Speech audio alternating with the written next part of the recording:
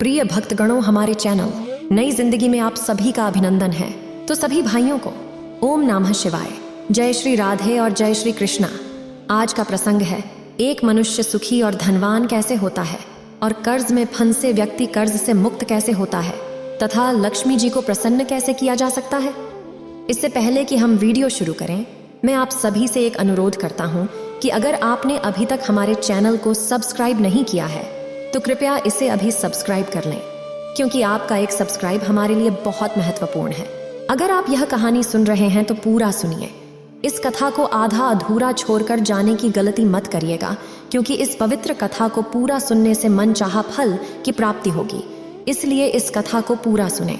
आप शिव भक्त हैं तो भोलेनाथ का अनादर ना करें।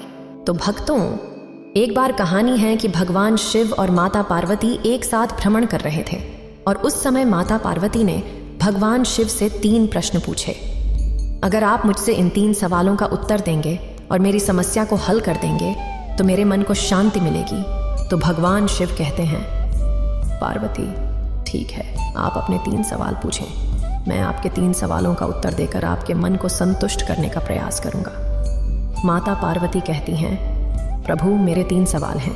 पहला सवाल, कैसे एक मनुष्य सुखी और धनवान बन सकता है। दूसरा सवाल, कैसे कर्ज मुक्त हो सकता है जो बहुत सारे कर्ज में डूबा हुआ है। और तीसरा सवाल, कैसे हम लक्ष्मी जी को प्रसन्न कर सकते हैं।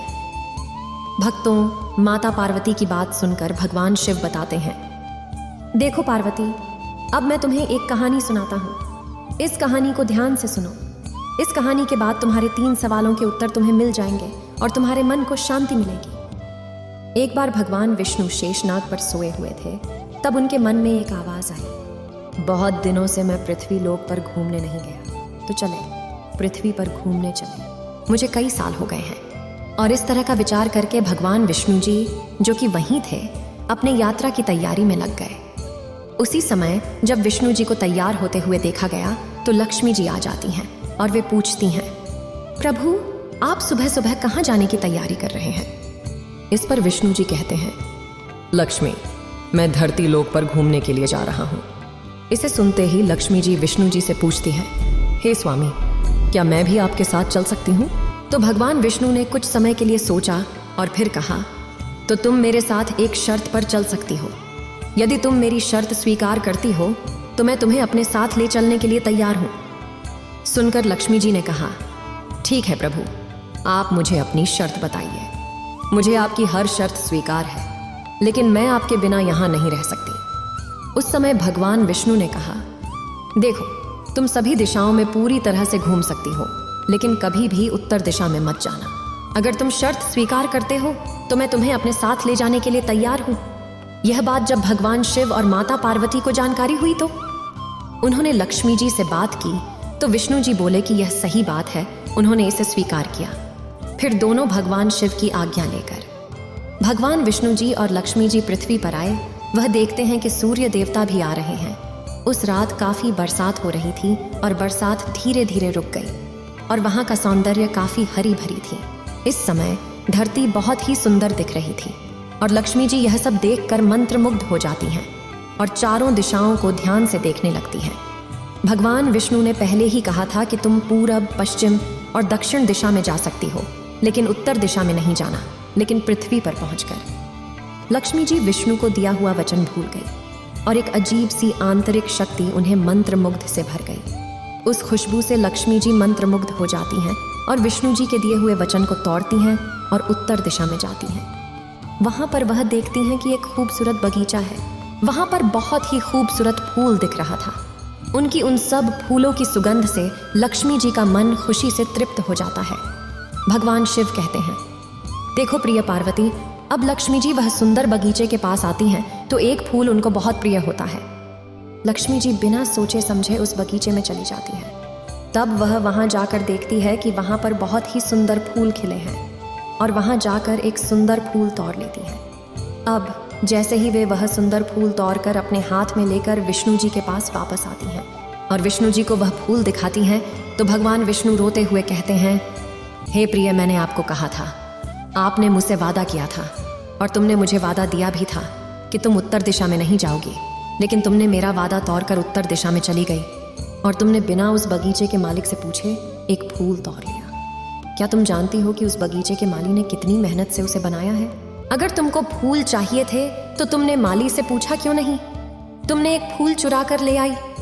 तब माता लक्ष्मी जी बोली, प्रभु क्षमा करो, मैंने बड़ी भूल कर दी। विष्णु जी बोले, तुमने एक फूल तोड़ा है, तुम्हें उसका प्रायश्चित करना पड़ेगा। जहां तुमने बिना पूछे उसके बगीचे से फूल चुराया है, तुमको 3 साल तक उस माली के घर में नौकर बनकर काम करना होगा। जब तुम्हारे 3 साल पूरे हो जाएंगे तो मैं तुम्हें बैकुंठ बुलाऊंगा। अगर इन 3 सालों में तुम्हारी वजह से माली को कोई परेशानी होती है तो तुम्हारी सजा बढ़ जाएगी, और अगर तुमने बिना गलती किए माली की मदद की तो तुम्हें 3 साल पूरे होते ही बैकुंठ बुलावा लेंगे। अब भगवान शिव ने पार्वती से कहा, देखो विष्णु जी को। तब माता लक्ष्मी जी ने विष्णु जी की आज्ञा का पालन किया और बोली, मैं तैयार हूं 3 साल की सजा काटने के लिए। मुझे नहीं पता था कि एक फूल चुराने पर इतनी बड़ी सजा होगी। अब लक्ष्मी जी एक गरीब महिला बनकर उस माली के घर पहुंचती हैं तो उधर क्या होता है? तो प्रिय भक्तगण ध्यान से सुने, वह माली बहुत ही गरीब था। उसके 2 बेटे और 3 बेटियां थीं। सभी परिवार मिलकर खेतों में फूलों का काम करते थे। पूरे परिवार इतना मेहनत करने के बाद 2 वक्त की रोटी पा सकते थे। उस दिन माता लक्ष्मी जब गरीब महिला के रूप में आई और वह माली के पास आई और खड़ी हो गई, तब माली पूछता है, तुम कौन हो और तुम यहाँ कहाँ से आई हो? चारों ओर तो जंगल है। तब माता लक्ष्मी कहती है कि हमारी जान को खतरा है, मैं एक गरीब महिला हूँ, मेरा देखभाल करने वाला कोई नहीं है, कई दिनों से मैंने खाना भी नहीं खाया है। अगर आप मुझे यहाँ काम दे दें तो मैं आपके घर का सारा काम कर दूंगी। बस मुझे अपने घर के कोने में एक छोटा सा आवास और 2 वक्त की रोटी मिल जाए, वही मेरे लिए काफ़ी है, और जैसी भी खाना हो खिला देना, मैं खुश रहूंगी। तब माली सोच विचार कर बोला, ठीक है। फिर माली ने कहा, मेरे पास 2 बेटे और 3 बेटियां हैं, आप मेरे घर आइए और आप मेरे साथ रहेंगी। अब मैं यह समझूंगा कि मेरे 2 बेटों और 3 बेटियों की जगह पर मेरी 4 बेटियां हैं। जो खाना मेरे 2 बेटे और 3 बेटियां खाती हैं, वही खाना आप भी खा सकती हैं, और जब तक आपकी इच्छा हो तब तक आप हमारी इस झोपड़ी में रह सकती हैं। प्रभु ने मुझे 3 बेटियां दी हैं, और अब मैं यह समझता हूँ कि प्रभु ने मुझे 4 बेटियां दी हैं। तो कृपया आराम से आइए और इस घर को अपना समझिए, और जब तक आपको ठीक लगे तब तक आप यहाँ रह सकती हैं। इसके बाद भगवान शिव ने पार्वती को उस माली के घर में आने की अनुमति दी, और वह वहाँ नौकरानी के रूप में काम करने लगी। खेत में जब माली काम पर जाता तो लक्ष्मी जी भी उसके साथ काम करने जाती थी। जिस दिन लक्ष्मी जी पहली बार खेतों में पहुंची और फिर घर वापस आई तो वो माली ने कहना शुरू किया, बेटी तुम कोई काम मत करो, हम सब कर लेंगे, तुम हमारी मेहमान हो, तुम आराम से इस घर में रहो, तुमने कभी भी खेतों में काम नहीं किया होगा, तुम्हारे शरीर में दर्द हो सकता है। लक्ष्मी जी ने कहा, नहीं कोई बात नहीं है, मैं आपके साथ में मेहनत करूंगी, धीरे धीरे मुझे आदत पड़ जाएगी। भगवान शिव बताते हैं कि पार्वती ने पहले दिन लक्ष्मी जी के साथ खेतों में काम किया, और दूसरे दिन माली ने खेतों से फूल तोड़े। तो पहले जितनी 1 डालियां फूलने लगी थीं, अब उसी खेत में 10 डालियां फूल खिलने लगी। जब माली ने इसे देखा तो उनकी खुशी का कोई अंत नहीं था, और उन्होंने कहा, मेरे घर में मेरी बेटी के आने से मेरे घर की खुशियाँ और भी बढ़ गई हैं। आज हमारे फूलों में बहुत तेज़ी से पैदावार हो रहा है, और जब वो माली फूलों को लेकर बाजार जाता है तो वह देखता है कि फूलों का मूल्य भी बढ़ गया है। इसके परिणाम स्वरूप जहाँ पर पहले माली की बचत कम होती थी, वहाँ से वह अब 2 गुनी बचत करने लगा। अब माली बहुत खुश हो गया। जब माली ने फूलों में बचत देखी तो उस गरीब माली ने एक गाय खरीद ली, और धीरे धीरे लक्ष्मी जी की कृपा से उसका प्रतिदिन तरक्की करने लगा। फिर माली ने थोड़ी सी ज़मीन खरीद ली, और उसका परिवार जो पहले फटे कपड़े पहनता था के लिए अच्छे कपड़े बनवाए। उसने सबको खुश कर दिया और कहा, बेटियों तुम्हारे आने से हमारी गरीबी दूर हो गई है, अब हमारे फूलों में बड़ी बचत हो रही है। बेटी इस घर को छोड़कर कहीं मत जाना, और कभी भी नहीं। भगवान शिव कहते हैं कि पार्वती अब समय को धीरे धीरे बिताने का समय आ गया है। फिर माली ने पूरे दिल से घर बनाया, और एक दिन पूरे परिवार के लिए सुंदर सी गहनों को तैयार किया। उसने लक्ष्मी जी को भी उन गहनों में शामिल किया और कहा, बेटी जब तुम्हारी तीनों बहनें इन गहनों को पहनेंगी तब मुझे बहुत खुशी होगी। मेरी लाचार स्थिति में मैं रोजाना एक रोटी के लिए बेहद बेताब था। बेटी, जब से तुम मेरे घर में आई हो तब से मेरे घर में बरकत हो गई है, इसलिए कृपया इस घर को कभी छोड़कर मत जाना। भगवान शिव ने पार्वती से कहा, देखो मेरे घर में तुम्हारे रूप में भाग्य आ गया है, जैसे कि वो माली कहता है। इसी तरह लक्ष्मी जी ने नौकरानी की भावना से माली के घर में काम किया और जब उसकी 3 साल की अवधि पूरी हो गई तो वह खेतों में काम छोड़कर माली से कहीं, अब मुझे अपने घर जाना है, कृपया आप मुझे आज्ञा दें ताकि मैं जा सकूं। माली ने कहा, बेटी तुम अपने घर जाओ, आराम से खाना खाओ और आराम करो, मैं भी तुम्हारे पीछे आ जाऊंगा।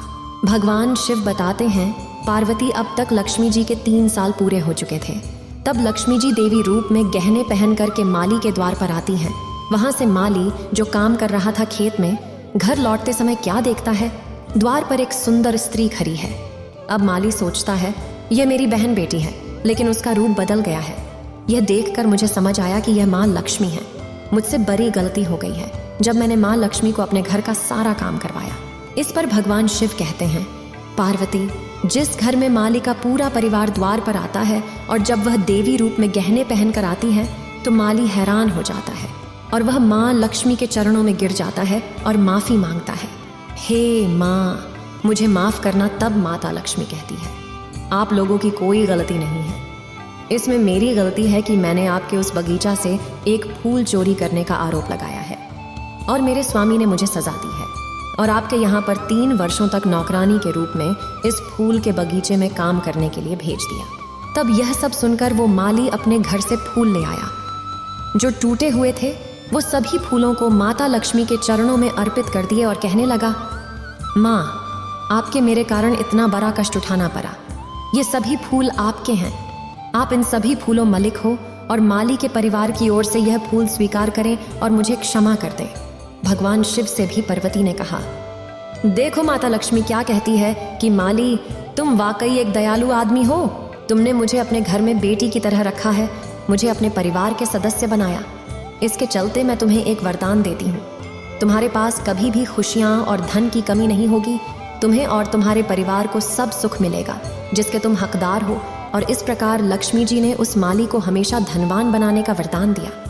तब तक बैकुंठ से रथ आया और लक्ष्मी जी को लेने के लिए तैयार था और जैसे ही लक्ष्मी जी उस रथ में बैठी और वह चली गई।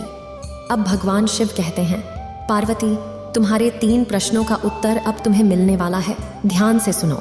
लक्ष्मी जी ने माली से कहा, वे लोग जो दयालु और साफ दिल वाले होते हैं मैं उनके साथ ही रहती हूँ। हमें सभी मानवों को सदैव सहायता करनी चाहिए और गरीबों को कभी भी निराश नहीं होने देना चाहिए। जो माली हमारे खुशी के लिए चोरी किए हुए फूल लाते हैं उनसे हमारे स्वामी नाराज होते हैं और ऐसे लोगों के साथ हम कभी भी अच्छा नहीं करते और हमें हमेशा उन लोगों को दुख सहना पड़ता है। इस तरह के लोग हमेशा रण में डूबे रहते हैं। हमारी कृपा सिर्फ उन पर होती है। जो मनुष्य सुखी और समृद्ध होता है, जो मनुष्य हमेशा फुर्तीला होता है और जो मनुष्य हमें हमेशा खुश रख सकता है, वह जो गरीबों की मदद करता है, अपने धर्म को मानता है, गरीबों की सेवा करता है, दयालु और साफ दिल वाला होता है, जिसके घर में हमेशा प्रेम भावना रहती है और जो पूजा के अवसर पर हमारे लिए फूल अर्पित करता है, हमारे लिए फूल अर्पित करता है, तब मेरे स्वामी को खुश होते हैं और फिर मैं उस व्यक्ति के ऊपर हमेशा कृपा करती हूँ और वह व्यक्ति जीवन भर हमेशा धनवान और सुखी बना रहता है। तो प्रिय भक्तगण, इस बात से हमें यह सीखने को मिलता है कि अगर हम चाहते हैं कि माँ लक्ष्मी हमारे घर में आए और हमारा जीवन सुखमय बने, तो हमें उनके प्रति सच्ची भक्ति रखनी चाहिए। हमें कभी भी चोरी नहीं करनी चाहिए और जब हम उनके चरणों में फूल अर्पित करते हैं तो हमें उन फूलों के बदले में उस माली को उनका हिस्सा देना चाहिए। इससे ही हमारे ऊपर माँ लक्ष्मी की कृपा आएगी और हमारा जीवन सुखद बनेगा। तो प्रिय भक्तगणों, अगर आपको हमारा वीडियो पसंद आया हो तो कृपया हमारे चैनल को अभी सब्सक्राइब कर लें, क्योंकि आपका एक सब्सक्राइब हमारे लिए बहुत महत्वपूर्ण होता है। इस वीडियो को बोलते समय कोई त्रुटि हो तो मैं क्षमा चाहती हूँ। उम्मीद है आप सभी को ये वीडियो अच्छी लगी होगी। अगर आप शिव के सच्चे भक्त हैं तो चैनल को सब्सक्राइब और वीडियो को लाइक करके कमेंट में हर हर महादेव लिख दीजिए।